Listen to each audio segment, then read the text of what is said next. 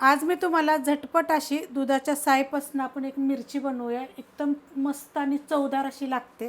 तर त्यासाठी बघा मी दुधाची साय काढून घेतलेली एकदम अशी बघा घट्ट अशी आहे. त्यासाठी बघा घेतलेल्या 7 ह्या मिरच्या काय केलेल्या आहेत ह्याचे मोठ्या लांबड्या असतात ना पोपटी कलरचे, जे मी तुकडे करून घेतलेले आहेत आणि मधोमध बघा असे चीर पाडून घेतलेले आहे. आणि ह्या तिखटवाल्या मिरच्या घेतलेल्या ह्या पण 10 ते 15 मिरच्या आहेत आणि ह्यांना पण स्वच्छ धुवून मी असे चिरा पाडून घेतलेले आहेत. ह्याचे पण तुम्ही 2-2 तुकडे करू शकता. कढई मी गरम करत ठेवलेली आहे. त्याच्यामध्ये आपण थोडंसं तेल टाकून घेऊया. एकदम थोडंसं तेल पाहिजे, का जास्त तेलाचा वापर नाही करायचा. गरम होऊन देऊया. त्याच्यामध्ये टाकायचे एक छोटा चमचा मोहरी, छोटा चमचा टाकायचं एक जिरं, थोडीशी टाकायची आपल्याला हिंग पावडर आणि त्यात टाकायच्या आपल्याला ह्या मिरच्या.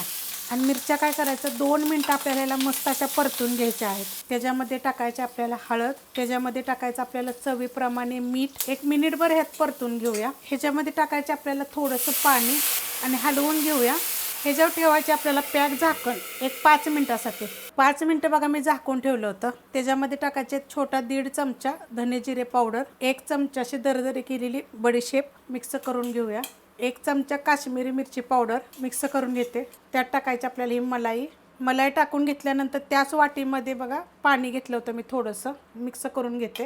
आता ह्याला आपण चांगलं एक 5 ते 10 मिनिटं शिजून देऊया. बारीक गॅसवर बघा मी 10 मिनिटं झाकून ठेवलं होतं आणि एकदा फक्त हलवलेलं आहे. अशा पद्धतीत बघा ही मिरची होती. ह्यात टाकणारे छोटा अर्धा चमचा आमचूर पावडर हे मिक्स करून घेऊया. आता परत आपण ह्याला एक 5 मिनिटासाठी आपण झाकण ठेवूया. बारीक गॅसवर बघा झाकण ठेवलं होतं. परत आमचूर पावडर टाकल्यानंतर बघा मस्त अशी झालेली आहे.